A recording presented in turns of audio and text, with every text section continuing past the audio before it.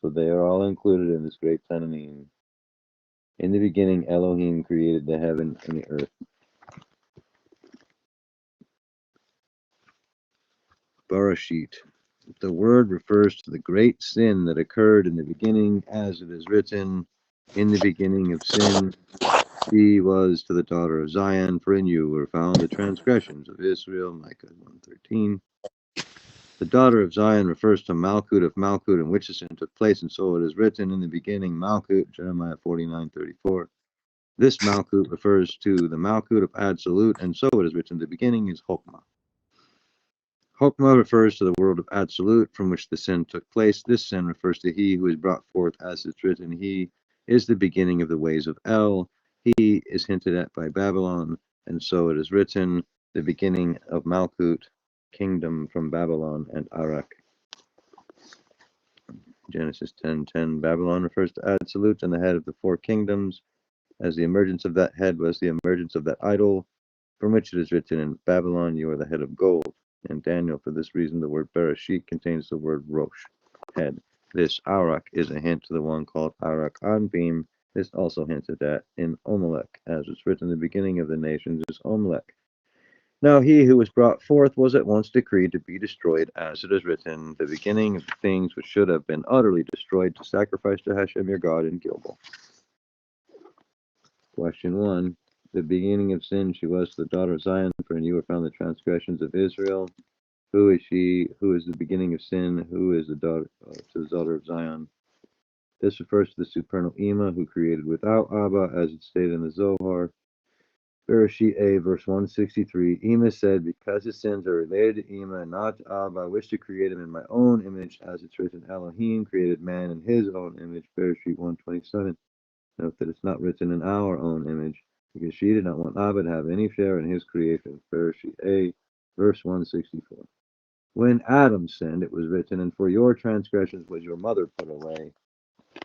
The king, who is Abba, said to Ima, did I not tell you that he was going to sin? Why did you create him? In that instance, he exiled him and his mother. Therefore it's written, a wise son makes a glad father, but a foolish son the grief of his mother. A wise son alludes to the man in the world of Absolute, namely Zeranpin, and a foolish son alludes to the man in the world of Berea, namely Adam, whose soul comes from the world of Berea. Thus, because of this sin, all of the transgressions of Israel were found in her, as is stated, because his sins are related to Ima and not Abba. It's also stated, so Elohim created man in his own image, because she did not want Abba to have any share in his creation. This teaches us that the foolish son, who is a man of Berea, and whom brings grief to the mother, is a mamzer, a bastard, being born without a father. The man of Berea is this place, as it is written, Bereshit bara, in the beginning created, and the word bara here refers to the world of Berea, as mentioned by the Arizal and Khan Vital. The word mamzer, 287, and Kalel, 288. Bastard has a numerical value of Samael Zaken, 288. First is Samael Zaken, who is also called an old foolish king, who was brought forth here. We read that both this foolish son of the mother were banished. They banished outside the world of Absolute, from which she had been originally. This is the descent of the Malkut of Absolute. How did she cause this sin? She created without Abba, and so the world Bereshit was the beginning of this sin.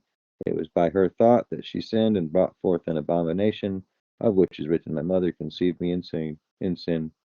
Psalms 51:5. Indeed, I was born with iniquity. With sin, my mother conceived me. Psalms 51:5. Bereshit can be read as in her head, and because she contained supernal light within sight of her, and the secret of wisdom in understanding, which is the light and life of Abba, as is written, wisdom gives life to its possessor, and so her thought was not an idol, and it brought forth. However, Abba was not part of the creation of this foolish son. It was brought forth like an aborted fetus, as it did not have the portion of Abba, which is life, and it was not connected to the world of life, which is absolute, which is the aspect called Kaya, as is known. When she beheld this abomination, it brought forth grief, as it was misshapen and abominable. So it's written, a foolish son is a grief of his mother. A wise son brings joy to his father. A foolish son is a grief of his mother. This sin, she sinned and conceived in error. And so it's written, she is the beginning of sin to the daughter of Zion. Because of the sin, all the transgression of Israel will be found in her. So she said, because his sins apply to Ima and not Abba, etc. Why was this Malkut of Malkut? It's written in the same section of Zohar, Bereshit A, verse 160. Rabbi Shimon started by saying, this was like a king who had many buildings to build, and he had a craftsman. The craftsman, Uman, did not do anything without the permission of the king. As it's written, then I was by him as a nursling, Uman, Mishle 830. The king is most certainly the supernal wisdom above, which is Abba, and the central pillar is the king down below, namely Zeranpin. Elohim, the craftsman above, is the supernal Ima, and Elohim, the craftsman below, is the Shekinah below. Regarding these two craftsmen, it's written every craftsman hates his fellow craftsman. Question 2, who is this Malkut? Bereshit Malkut, in the beginning Malkut. Malkut refers to Malkut of Absolute. Malkut's 496 is the same value as Samael the serpent, 496, and the value of Leviathan, 496. Thus our sages said that he slain the female and castrated the male. The female being slain refers to the supernal Ima, who descended as she was exiled, and this exiling was likened to death. Therefore, sages say that death means descent. Where was this exile hinted at? In the word Bereshit. As the first three letters bara hints being cut down, as it is written, let the assembly pelt them with stones, cut them down with their swords, let them kill their sons and daughters, and burn down their homes. Thus the word Bereshit can be read as created 6 and cut down 6, for they were both exiled. So verse 47 it's written, in the beginning Elohim created Bereshit 1:1 and also, and Elohim created the great Tananim. In both cases, it's written created. This teaches us that for every action of the 10 sayings in the works of creation, there are 10 rivers, and one Tannim blows wind against each of them. This means that one Tannim for each of the 10 rivers blows wind against the act corresponding to him of the 10 sayings of creation. Regarding the word Nekash, serpent, and Leviathan, the serpent is Samael, as is written, in that day God will punish with a great, cruel, mighty sword Leviathan the elusive serpent, Leviathan the twisting serpent, the dragon of the sea will be slain. Question 3, what is referred to here by the beginning is Chokmah. The beginning is Chokmah, Proverbs 4:7. Chokmah refers to the world of Absolute from which the sin took place. This sin refers to he who is brought forth. Chokmah has a value of 73 and is the same value as the word Golem. It's written, regarding this Golem, I was Golem, here I saw my unformed limbs. They were all recorded in your book. In due time they were formed, to the very last one of them. Psalms 139:16. Thus, Bereshit reads created 6, Bereshit, as is known that Zeranpin is the secret of the lower 6, Kesed, Gevurah, Tiferet, Netzach, Esau. This is the foolish son that emerged in this place. Thus, these 6 are also the secret of the letter Bob, and hence the Zohar say the king down below was a central pillar. Zeranpin, who is the lower 6, and the Bob of the name Yod-Heh-Vav-Heh. He was castrated as Malkut the female was disconnected from Esau, the place of the reproductive organ. Malkut the Nukba was slain and then descended. Regarding this descent, the word Bereshit 9:13 has the value of the phrase the soul in Samael Zaken. This refers to the Nukba of Absolute that fell, as is widely known amongst those versed in the classical Lurianic Kabbalah. Now, Chokmah is the secret of light, 207, and the secret of the endless, Ein Sof. He descended from the endless, which is the secret of Chokmah, and so the word Ein Sof, endless, 207, the secret of Samael.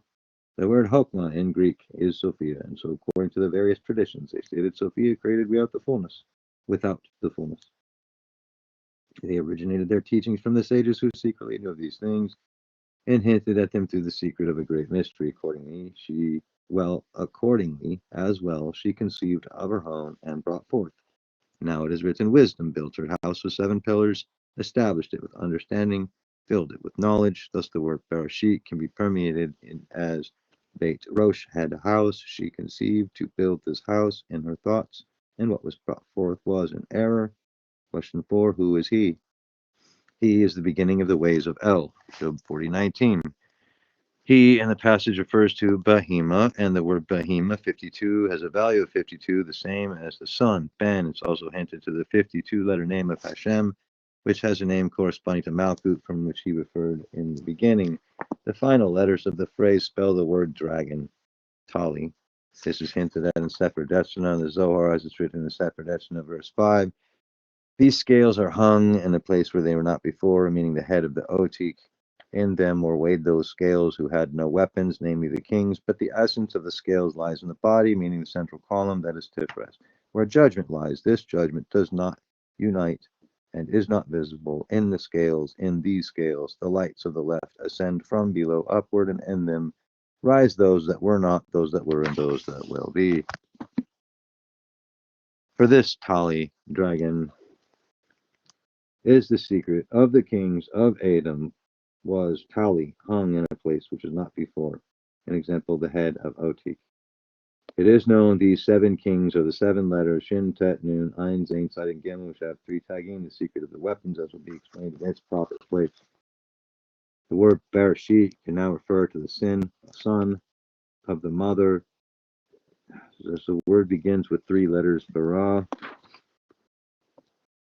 which has been established hence to Berea, and the remaining letters, Sheet, meaning 6, alludes to the son, which are the lower 6. Hence the word Bereshit is son of Berea, that foolish son who is the grief of his mother. Regarding the Tali, or dragon, our sages state, this is Nakash Leviathan Akalaton, is also stated that the form of the crooked snake, and it is compassed of fire and ruach, is located in the 4th firmament, has 7 limbs that adjust the 7 paths of the 7 planets, moving them south to north, and from north to south. However, it is not what draws them from east to west in the day, and from west to east at night. Let all of the stars and the luminaries are tied to it. Its head is at the solar node, its tail is at the lunar node, and he is who darkens the light of the 2 luminaries and light of the 7 celestial bodies, and all of the luminaries in general. With this we can understand why Hashemayim, the heavens, is mentioned after. Question 5. What is meant by Babylon and Arak? What are these kingdoms? He is hinted at by Babylon, and so it is written Rashit, the beginning, Malchus, of kingdom from Babylon and Arak. Genesis 10:10. Babylon refers to Ad Shalut, and the head of the 4 kingdoms, as the emergence of that head was the emergence of the idol from which it was written of Babylon. You are the head of gold. For this reason, the word Bereshit contains the word Rosh, head. This Arak is hinted at the one called Arak Anpim. This is also hinted at in Omelech, and it was stated this refers to the head, as it's written, you are the head of gold. Similarly, this is similar to an infant who emerges first by its head and later by its body, hence the words Hashemayim, the heavens and the earth emerge after. Regarding the word Arik Anpim, as was hinted, refers to Samael. The word Apim has a value of 131, the same as Samael, 131. This refers to the beard attached to the head, as it's written of Babylon, you are the head of gold. And following this head, the word Arik, which refers to the beard, called Arik Anpim, and it stated this is in the secret of Kesed. And so it's written regarding this matter in Exodus 34:6. Hashem passed before him and proclaimed, Hashem, Hashem, a God compassionate and gracious, slow to anger, abounding in kindness and faithfulness. Now the following phrase, abounding in kindness, Rab Kesed, has a value of 280 and refers to Sandalphon, which has a value of 280. So Sandalphon is connected to both Babylon and Omelech, as hinted at by Sandalphon, of which there will be discussed in the next question. Furthermore, Sandalphon is a secret of the aborted fetus, as will be explained in the following question. The beard is a secret of the first 3 letters Shaitan, Satan. Sandalphon is a secret of Malchut, and so it states in this passage the beginning of Malchut, which hints at Sandalphon, as will be clarified. The value of the word Sandalphon is 280, and is also the value of the word nest of Samael, 280. Also the value of the word par, bull, referring to the 70 bulls offered on Sukkot. Bereshit 9:13 has a value of he the fool, Samael and Lilith fell, 9:13. Sandalphon has a value of 280, which is the fool fell, referring to that foolish son. Question 6, this is also hinted at in Omelech, as it is written, the beginning of the nations is Omelech. Numbers 24:20.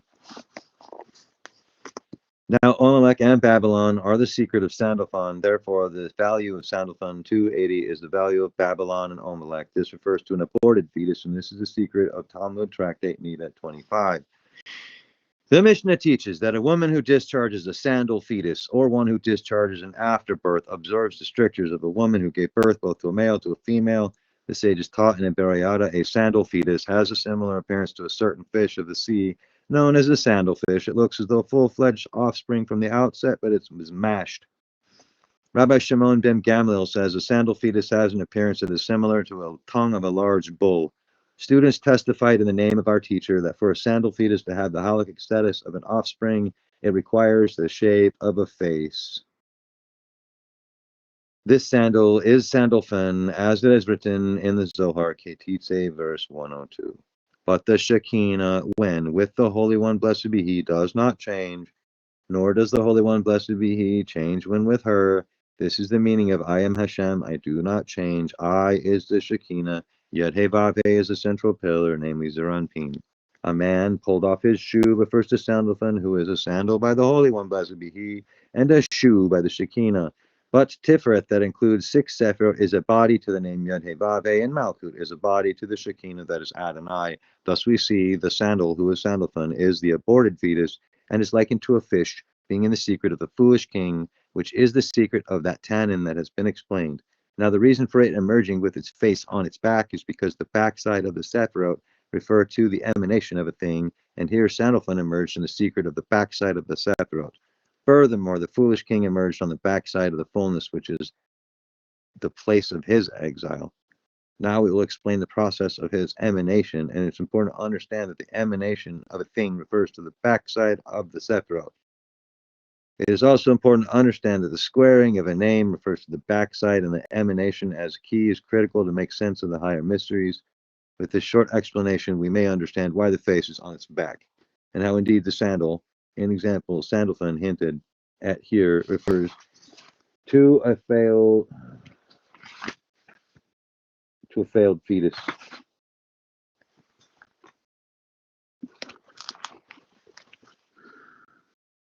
Rab Yehuda says that Shemuel says the halakha is that a sandal fetus carries the shape of a face for it to have a status of an offspring.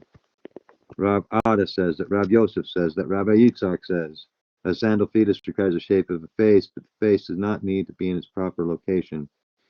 Even if the face is on the back of its head and the fetus has the status of an offspring, parable to which the situation can be compared of a person who slapped another in the face and pushed his face back. Here too the face of the sandal fetus was pushed back due to external pressure. To expound further, the foolish son is called the man of Beriah, as it's been established, and Adam is male and female, as it is written, and Elohim created humankind in its image, creating in the image of Elohim, creating them male and female.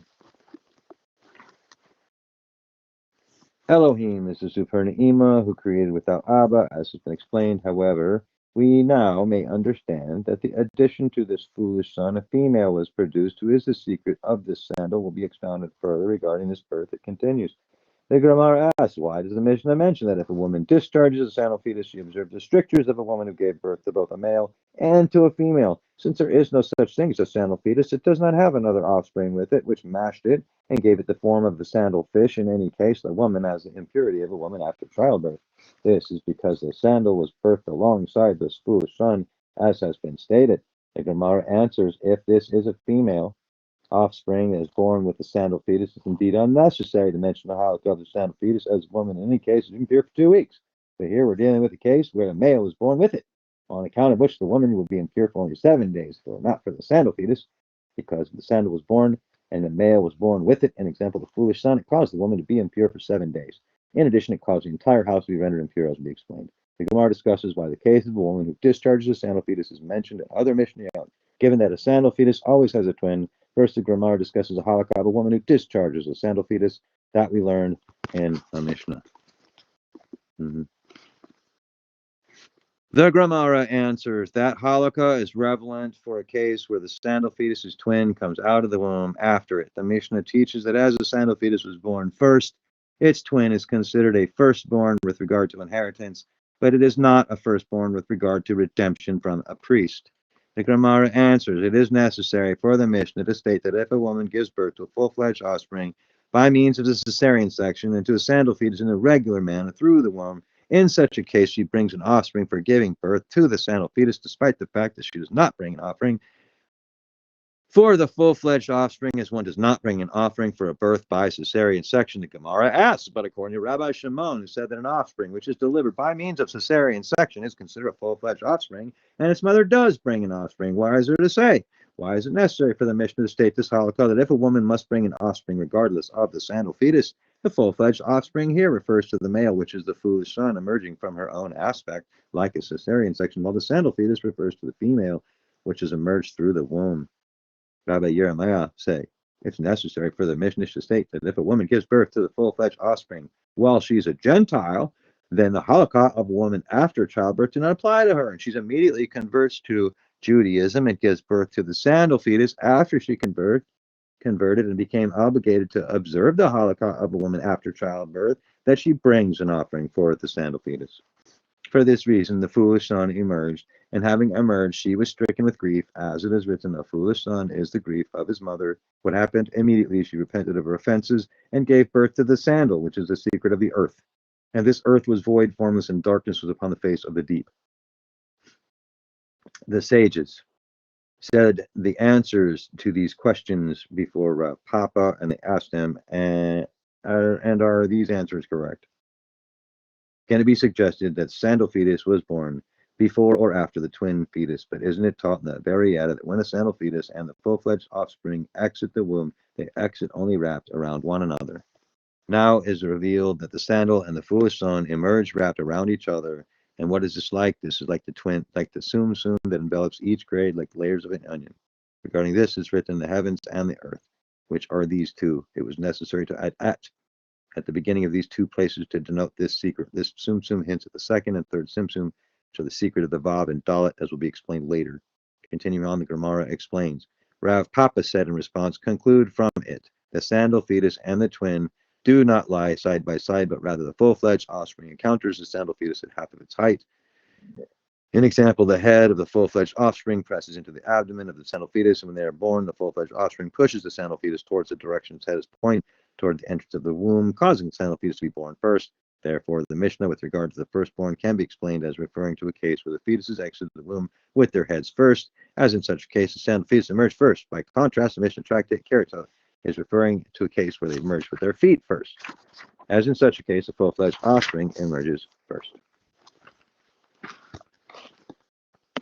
He explains the full-fledged offspring meets at half its height of the sandal fetus, and the reason for this is that the part Sufim, Yaakov, and Rachel reaches the Sepher in Zeranpin, which is its abdomen. In the case which the feet emerge, first the kings Adam died without weapons. An example, Malchut of each aspect, the full-fledged offspring emerges first, which causes a sandal to meet the abdomen of male, as has been explained. Regarding another matter, the male is Zeranpin, which is the letter Vav of the divine name Yod He Vav, and is half the size of the totality, which is the place of the abdomen. Rav Hanuna Bar Talifta says, in the name of Rava, you may even say that the two fetuses lie precisely side by side, and you should reverse Papa Shalaka so that it reads as follows. With regards to the firstborn reference to a case where the fetuses emerge at their feet first, in such a case the full-fledged offspring, which has life, hangs on and does not emerge so quickly, whereas the sandal fetus, which does not have life, slides out and emerges first. In tractate Keratot, it is referring to a case where the fetuses came out with their heads first. In such an instance, with regard to the full-fledged offspring, which has life, once its head emerges, is considered a birth, whereas the sandal fetus is considered to have been born only when the majority of its body emerges. The Mishnah. If there is an afterbirth in the house is ritually impure, in the sense that everything under the roof contracts impurity imparted by a corpse. The reason is not that the status of an afterbirth is that of an offspring, rather it is that there is no afterbirth without an offspring. It is clear that the afterbirth contained an offspring that disintegrated after the miscarriage. That offspring rendered the contents of the house impure. It is clarified here that the matter is regarding a miscarriage similar to an aborted fetus, as has been established. This caused the entire house to be rendered impure. The house was made of 7 pillars, which refers to the 7 days of creation. This creation in its entirety was rendered impure, as this is the length that a woman, in example Ima, was rendered impure. Rabbi Shimon says the house does not become a tent over a corpse, as although there had been an offspring in the afterbirth, the offspring disintegrated, turning to blood before it emerged from the room, and it was negated by the majority of blood that accompanied the miscarriage. The fetus was born dead, and so it is written, the earth was formless, void, and darkness upon the face of the deep. It was explained that because Ima conceived of her own without Abba, she did not conceive with life, but rather death, and therefore the sandal was born dead. Grammara. The sages taught in a Bariata with regard to the appearance of the afterbirth. At the outset of the pregnancy, the afterbirth is so thin, it's similar to a string of the woof. At the end of the pregnancy, it's much wider, similar in width to a lupine. And the afterbirth is hollow like a trumpet, and there is no afterbirth whose length is less than a handbreadth. Rabbi Shimon ben Gamliel says, an afterbirth is similar to the craw of roosters, from which the small intestine emerges. Since the Bariata states the minimum length of an afterbirth is a handbreadth, the Gemara states another Bariata that lies at different items such halakhic status is dependent on a minimum measure of a handbreadth. It's taught by Rabbi Oshia, the youngest Yirah of the company, Demin Hariya, of sages, that there are 5 items whose minimum measure was 1 handbreadth.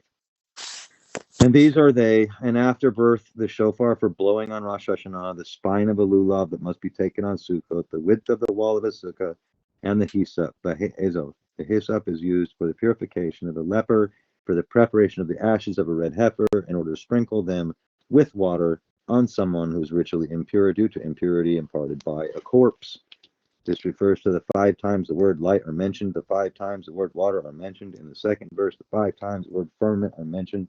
This is similar to water from delivery and afterbirth and the small intestine. However, regarding this fetus, we read, Rav Ami Bar Shamuel says this matter was explained to be by Mar Shamuel. As for being concerned that perhaps she is impure, a woman must be concerned due to the uncertainty whether she discharged an offspring. But we do not give her days of purity that follow the period of impurity for a woman who gave birth unless the embryo has grown hair. The period of impurity refers to an embryo that has grown hair, and this is a hint to Esau as a secret of hair, of the beard, as it's been established. And regarding this, the word Bereshit 9:13 has a value of Esau of absolute. Esau is the secret of hair, as it is written, when here time to give birth was at hand. There were twins in her womb. The first one emerged red like a hairy mantle all over, so they named him Esau. It has been established regarding this matter that it is written in the beginning of Malchut, Babel, and Arik. The word Bereshit 913 has a value of 913. Ema birthed a son with a sandal. These are Lilith and Samael. Now hair is the secret of expansion, so the squaring of the name Hashem refers to the backside as a value of 72. This refers to the world of Absolute, hinted by Bereshit. Barashit created 710. This refers to the backside of Absolute from which the sun and sandal emerged. This is the emanation of Samael Zakin as follows. There's Yed He Vivi. It's a Yed He Yed He Vav Hey 72. That's 10 times. This for the 10 Sepher, that's 72 times 10, 720. It's been established that the squaring refers to an emanation. We were in a sandal fetus emerged without a face. An example, without fronts. Who are you talking to? Question 7. What should have been destroyed? The beginning of the things which should have been utterly destroyed to sacrifice to Hashem, your God, in Gilgal. Samuel 15:21. The simple meaning of the text refers to the sheep and ox, which will be discussed later. This ox refers to what was established regarding the sandal, that it is like the tongue of an ox. The word utterly destroyed has a value of 253 and is the value of Sandal, the son of Ema. This is regarding the commandment of Amalek, utterly destroy them, the Hittites and the Amorites, the Canaanites and the Perizzites, the Hivites and the Jebusites, as your God Hashem commanded you. 1 Samuel 15:3. Now go, attack Amalek, and utterly destroy all that belongs to him. Spare no one, but kill alike men, women, infants, and sucklings, ox, sheep, camels, and asses. Regarding this existence, Abraham Abulafia states in his Ozar Aden Ganut, Bereshit 9:13, has a value through the existence of Hashatan. And then we're in explanations of Bereshit part 2, and we'll call that good for the lesson tonight. Okay. Thank you. Yeah, I didn't think so. Hard read. Thanks for joining me. All glory to Hashem. Thank you, Yirah, for making this amazing piece. Shalom, Lalav, Tov, Yom Tov. Tov. Shalom. Shalom.